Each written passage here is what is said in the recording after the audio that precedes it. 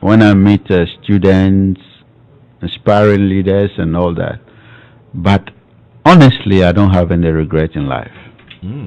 Yeah, because of my nature. I believe that whatever might come as an unfortunate situation give me more experience. There's nothing like having built businesses and those businesses have taken a nosedive. I've seen it all. I've seen a lot in life. So for me, I don't have a single regret if you ask me. Is there any one business that you probably built that took a nosedive and you can look back and say, this one, maybe I should have done this way. Maybe I should have changed something.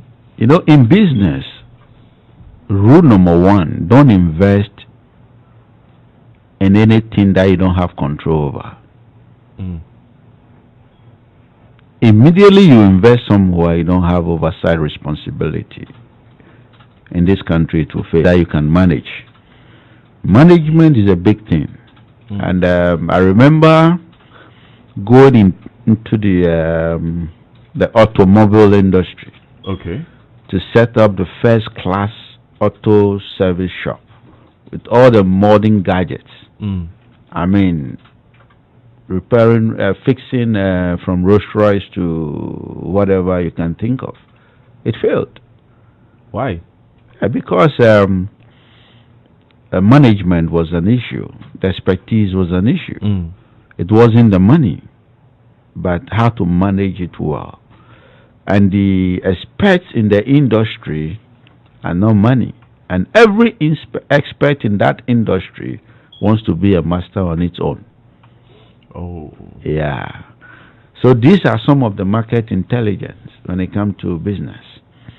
You invest today, and they use your business to build their businesses. They cheated you? Oh, I don't call it cheating. They want to survive. What did you do when you found out? Oh, what can I do? I mean, in this environment, you can't do much. But two things I always say. You just have to be strong. You mustn't be loved by all. If you are a leader, everybody like you, then you are weak. If you want to be a leader liked by all, then you have to go and sell ice cream.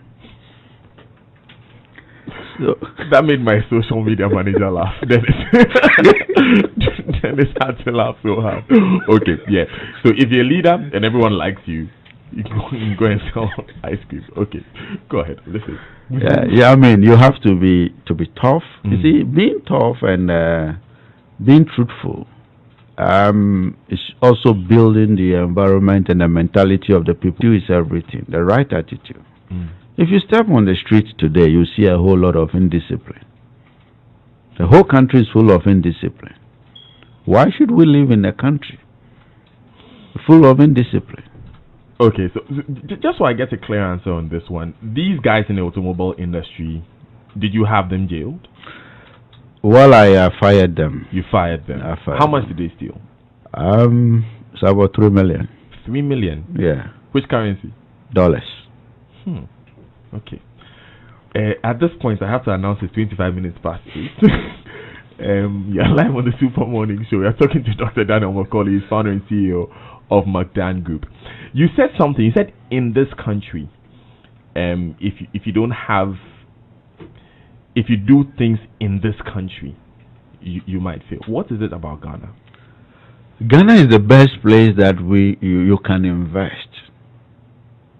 You watch the mentality and the attitude of the people around you. So, I mean, we are living in one of the best places in the world. If you step out of this country, you will appreciate what we have here.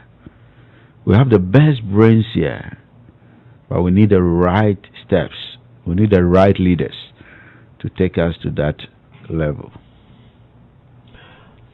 Raymond Archer, who is the former journalist at the Enquirer, says that one character of Ghana is that we target and collapse businesses which do not belong to the same political party as that in power. He says that is what Trade Fair Company, the company whose board you chair, is doing to him now. Put across.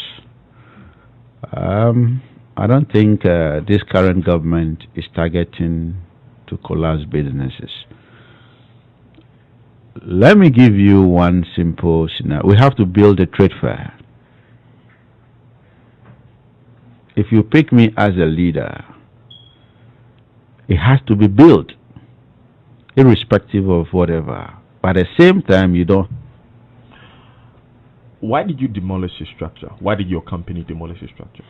Honestly, I'm the board chair. Mm-hmm. We have one of the best CEOs in this country sitting at a trade fair. This is a very learned, educated doctor who left her job in the United States of America Mm-hmm. to come and help build the trade fair. I am sitting at the trade fair that I have my name written on it. Mm. That when I was the board chair, the place was built. Mm. And also, I'm a son of the soil. I'm from La. Mm. And if the trade fair is built, just imagine how many jobs to be created in that environment. Mm-hmm. I really don't know, but the management did what they have to do. I think they went by the law. And as far as I'm concerned, Raymond took the trade fair to court. Mm-hmm. And I think the CEO acted in the best interest of the trade fair after court decisions. So I really don't know a normal management.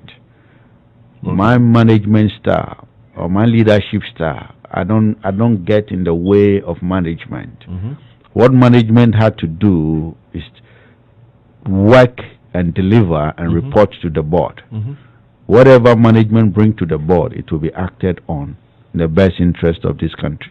Yeah, but as head of the board, some would say the buck stops with you. The final question will be answered by you. So, do you know, for instance, because Mr. Archer has reached The trade fair sitting there are going to be developed by many investors. It's open. Today you can walk in there. If you have something interesting to do, you will have a chance to do it. And when you look at the master plan, it fits all.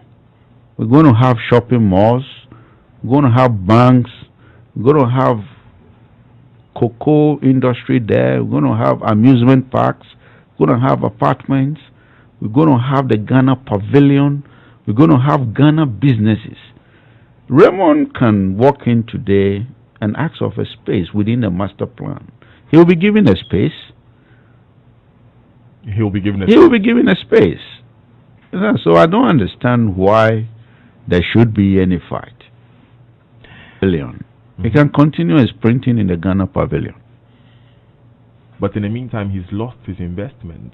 What he built, 120 workers. Well, I really don't know much about that, but he is saying so. So I'll now get to management to get the details of what is going on. I hope it will be reported to me eventually. That we have with us.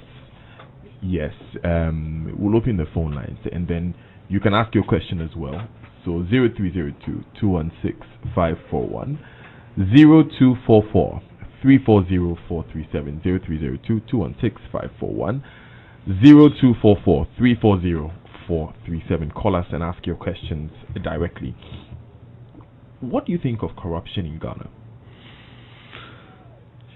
Do you say from the bottom or from the top? Let's deal with the top level corruption. That's because I mean, like you said, it's a very broad area. So, in terms of governments being corrupt, first of all, have you ever come in contact with that before? Has anyone ever demanded that you pay something for a deal? No, in the past I have not been doing much. I've not been doing government business. I have not been offered opportunities in the past to do government business. The previous government, I would have given the opportunity. But I decided not to go. I decided to build my business. There have been various political errors in Ghana. This is the time I would want to support this country in doing government business.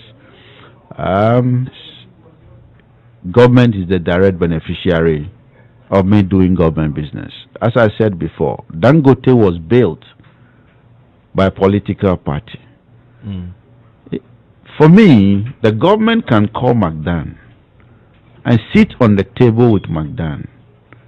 For us to have a deal, say, McDan, I'm giving you an opportunity to do this. How many people can you employ? What can you do? The government had to negotiate with me.